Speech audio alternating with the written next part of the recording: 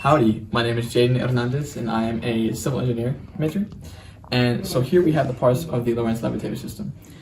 Here, first we're starting off with our X prototype.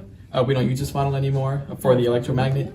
The only reason why is that it began to overheat and we generally don't want that in our system. Next over here is our new electromagnet. We use this in our current system. It has a soft iron shell, or a core, sorry.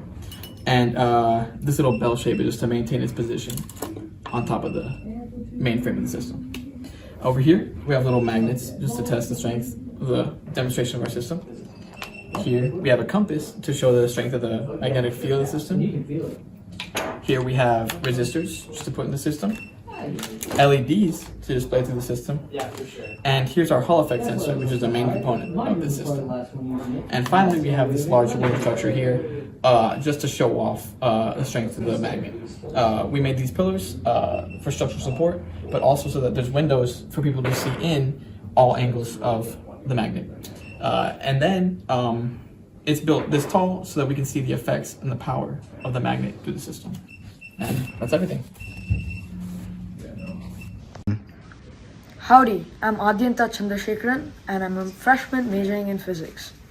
So this is the theory behind our Lorentz levitator, where it's based on what is called the Lorentz force, where F, the force, equals QE plus QV cross B, where Q is the charge, E is the electric field, V is the velocity, and B is the magnetic field. So the electric field is produced by the power flowing through this power source, and we have the magnetic field produced by this electromagnet right here. And we use this circuit diagram to base our circuit off of, and this is the circuit that we had built in the past few months. Howdy, my name is Jorden and I'm a material science engineer. And so with our past circuitry, this Friday, the day before the physics festival, so we had to recreate a different system using this breadboard. And so the way this system works is that this power supply turns on and sends electricity through our circuit, which then powers our Hall effect sensor. And when the Hall effect sensor turns on, this magnet that is below the soft iron core turns off, and so the magnet falls.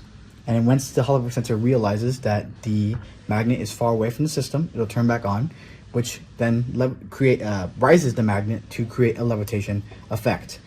Currently, it is not working because our power supply is too little power to run through our system. And if it did have higher power, our components would blow up in front of our faces and create a lot of smoke, and we don't want that happening. And so we want to be able to expand upon the system and keep working on it to make it something bigger and better. Thank you.